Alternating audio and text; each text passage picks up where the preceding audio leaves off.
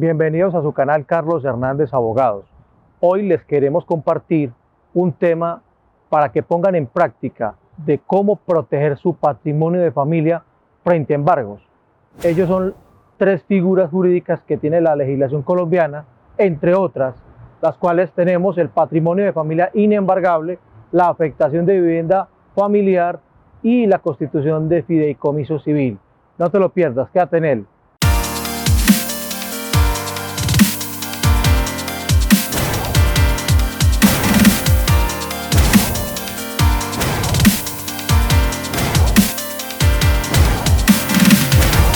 Contempla varias figuras jurídicas para poner en práctica la protección patrimonial, cómo proteger su patrimonio frente a embargos, sin incurrir en defraudación de acreedores, obviamente. Pero la ley tiene previsto un mecanismo de protección del bien o único bien o bienes, además, para protegerse frente a embargos, y lo que busca es proteger la familia, el grupo familiar, la vivienda que se destina para ello. Por lo tanto, existen diversas figuras jurídicas. Una de ellas es el patrimonio de familia inembargable. Vamos a mirar un poco acerca del patrimonio de familia inembargable. Esto inicia desde la Ley 70 de 1931, luego fue modificada por la Ley 495 de 1999 y complementada por unos decretos reglamentarios del 2015, 1069, donde se compiló todo lo concerniente a cómo constituir un patrimonio de familia inembargable. Para conocer un poco del patrimonio de familia inembargable, la ley trata de que se proteja un inmueble o diversos inmuebles, según las reglas propias del patrimonio de familia inembargable, en el que sea protegido frente a posibles embargos. Pero ¿cómo opera ello? ¿Cuál es la regla básica para establecer y saber si es uno o varios inmuebles? Esta ley reguló el tema y dijo que se podía proteger o constituir patrimonios de familia inembargables frente a su grupo familiar, cónyuge o compañero permanente, y en beneficio de sus hijos menores de edad. Y ello dice que tiene que ser con un avalúo catastral, no comercial, sino catastral, que no sobrepase los 250 salarios mínimos al momento de constituir. Entonces, el patrimonio de familia inembargable. Entonces, si se va a constituir aquel, se debe verificar como requisito sine qua non que se tenga un avalúo catastral que no supere los 250 salarios mínimos. O sea, que si el avalúo catastral está por debajo de 250 salarios mínimos, se puede incluir bienes de naturaleza inmueble, no muebles, de naturaleza inmueble que lleguen o que copen el cupo de hasta 250 salarios mínimos. Posteriormente, para proteger ese grupo familiar, también la ley o en el intermedio, digamos, de la normatividad, antes de la ley 495 de 1999, también existe una ley especial, que es la ley 9 de 1989, el cual puso como requisito que para adquirir vivienda de interés social se debería de proteger contra embargos o afectarse a vivienda familiar, afectarse a patrimonio de familia inembargable. Corrijo, no a vivienda familiar, sino a patrimonio de familia inembargable, los bienes que se fueran a comprar por esa ley 9 del 89 o vivienda de interés social.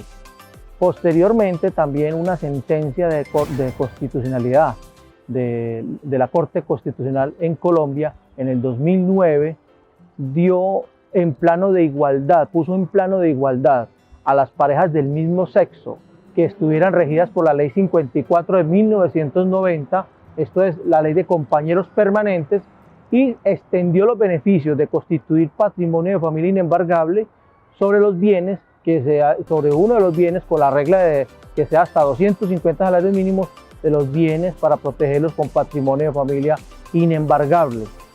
Entonces, esta es la normatividad que existe. Incluso también existe otra normatividad que también regula el mismo tema de constitución de patrimonio de familia inembargable, que es la ley 861 de 2013. Ella dijo que se podía constituir patrimonio de familia inembargable para un hombre o una mujer independiente que sean cabeza de familia, es decir, que no tenga sociedad conyugal o no tenga unión marital de hecho, sino que sea cabeza de familia, y el bien puede ser urbano o rural, y se podrá constituir directamente ante la Oficina de Instrumentos Públicos de donde quede ubicado el bien inmueble. Entonces allí se ve cómo se puede proteger el patrimonio de familia y que sea oponible frente a terceros de embargos. Ahora bien, ¿quién sería el único que podría embargar estos bienes? Puede que sea que se haya constituido hipoteca anterior para compra de vivienda, por ejemplo. Entonces el acreedor hipotecario que constituyó anterior a la constitución de patrimonio de familia inembargable será el único que podrá tener acción frente a ellos. Ya los terceros no, a no ser de que se cumpla con la mayoría de edad y se dé por extinguido de los menores de edad a los cuales son beneficiarios y se dé por extinguido el patrimonio de familia inembargable. ¿Y cómo se constituye ello? Se puede constituir mediante escritura pública, ante solicitud ante notario y posterior registro en instrumentos públicos. Esta es una figura adecuada que ha protegido a las familias en Colombia. Otra figura que se puede tener en cuenta es la afectación de vivienda familiar, o conocida como la ley de la doble firma, que está regulada por la ley 258 de 1996. Esta ley regula el tema de la afectación de un solo bien inmueble destinado a vivienda familiar en el cual está constituido en favor del compañero o compañera permanente y del cónyuge. Entonces no interesa que sea en beneficio de los hijos, sino que sea para proteger o para que no se pueda vender sin el consentimiento. Se constituye y se vuelve atrás o se extingue la afectación a la vivienda familiar con el consentimiento del cónyuge o del compañero o compañera permanente.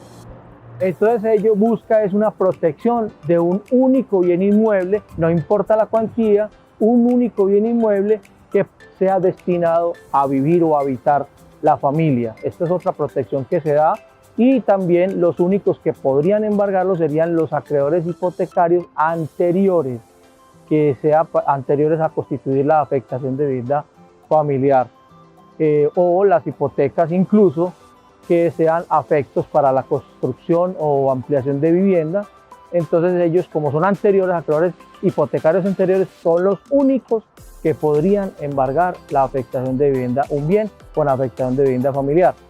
También se podría solicitar ante un juez de familia que se levantara la afectación a vivienda familiar en casos de un tercero que haya sufrido una defraudación, o en caso de que se requiera por alguna razón de fuerza mayor, o de que exista constitución de afectación a vivienda familiar de más de un inmueble. Entonces se puede solicitar judicialmente el levantamiento de esta medida. También posteriormente existe la regla del fideicomiso civil, que es otra protección, otra figura que protege que trae aparejada nuestra legislación colombiana, y es donde se puede someter a condiciones, es decir, se puede incluir bienes de naturaleza muebles e inmuebles, en la cual se eleva escritura pública. Tres figuras intervienen en el fideicomiso civil.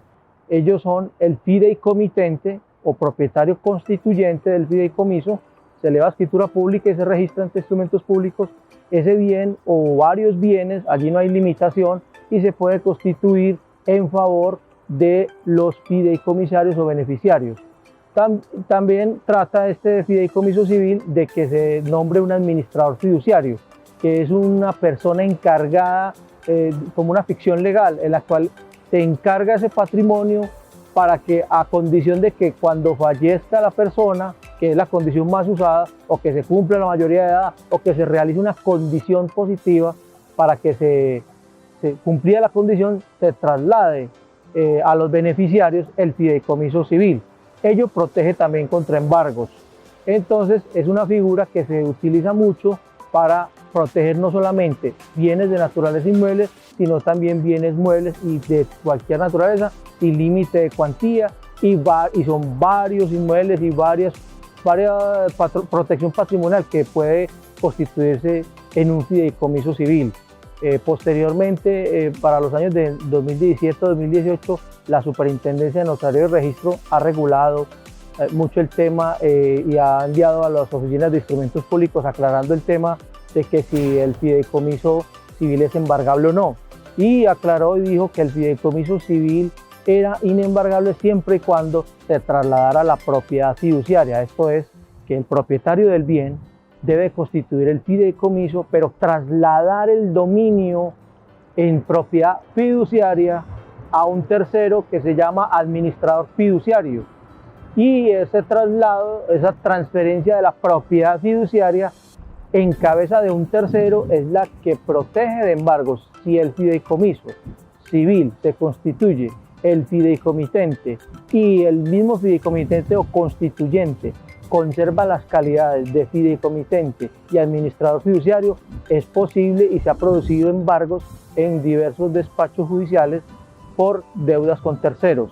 Entonces hay que tener cuidado de que cuando se constituya el fideicomiso civil, que es una figura muy buena, que ayuda a organizar el patrimonio de todas las personas y a evitar posteriores conflictos de reclamaciones, ya lo veremos, lo explicaremos mejor. Entonces el fideicomitente debe constituir el fideicomiso y debe trasladar la propiedad fiduciaria a un tercero, a condición de que cuando fallezca el fideicomitente se le trasladan o restituyan los bienes que se afectaron a ese fideicomiso civil a unos terceros que llamarán fideicomisarios o beneficiarios, que generalmente ¿cómo se hace? Lo hace una pareja en favor de sus hijos o en favor de su otro cónyuge, ¿sí? Entonces es una forma de evitar incluso constituir sociedades ficticias para eso, que hacían posteriormente las familias constituían sociedades en comanditas y todo ese tipo de cosas que generan impuestos. Eso ya no se debe hacer. No, y eso incluso reemplaza hasta testamentos, incluso reemplaza muchas situaciones en las que pueden ser conflictivas y se puede organizar el patrimonio en vida lo sigue disfrutando el mismo constituyente, a razón de que cuando fallezco, llegue a faltar esa persona, se restituyan los bienes ya asignados a cada uno según la voluntad del constituyente para los fideicomisarios, que generalmente son los hijos o los herederos de esa persona, muchas veces lo hacen así. Entonces son formas de que en vida se proteja frente a embargos y cuando fallezca la persona, pues se restituyan los inmuebles sin tener que acudir a sucesiones. Estas son formas patrimoniales de proteger su patrimonio de familia y sus bienes. Como ya lo dijimos, en el patrimonio de familia inembargable, bienes inmuebles que no sobrepasen los 250 salarios mínimos. La afectación de vivienda familiar, un solo bien inmueble de naturaleza inmueble que sea afecto para la vivienda familiar. Y el fideicomiso civil, bienes de naturaleza muebles o inmuebles que se protegen frente a embargos y que solamente se requiere una escritura cuando fallece la persona fideicomitente o constituyente de restitución y se eleva a escritura pública y se registra en instrumentos públicos para que sea oponible frente a terceros. Entonces estas son una de las herramientas. Existen más, pero digamos que son las 3 herramientas básicas de protección de su patrimonio. Con un ejemplo voy a tratar de sustentar por qué es importante constituir una afectación a vivienda familiar o constituir un patrimonio de familia inembargable o incluso un fideicomiso civil. Suele suceder, muchos clientes, muchas personas me preguntan ¿por qué el banco cuando me va a hacer un préstamo de crédito hipotecario me exige que lo proteja o lo afecte a vivienda familiar si tengo cónyuge o si tengo compañero permanente o que constituya un patrimonio de familia inembargable? La razón la voy a sustentar con un ejemplo. Pasa que usted tiene un crédito hipotecario, usted debe 300 millones en su apartamento, en un crédito hipotecario, y usted tiene un plazo de 15 años, y usted, por ejemplo, por alguna razón que ya no ocurre, siempre está afectado ya, cuando se realiza un préstamo hipotecario, se afecta a vivienda familiar, pero suponiendo que no estuviese afectado, y que usted tuviera una hipoteca en un crédito bancario, y vamos a decir, usted tiene en su mente que tiene 15 años para pagar ese crédito hipotecario. Listo, y usted está pagando su crédito normal. ¿Qué sucede? Por alguna razón, usted tiene algún otro crédito de acción personal, vamos a suponer algo bien ínfimo, una multa de tránsito que valga un salario mínimo, una multa de tránsito.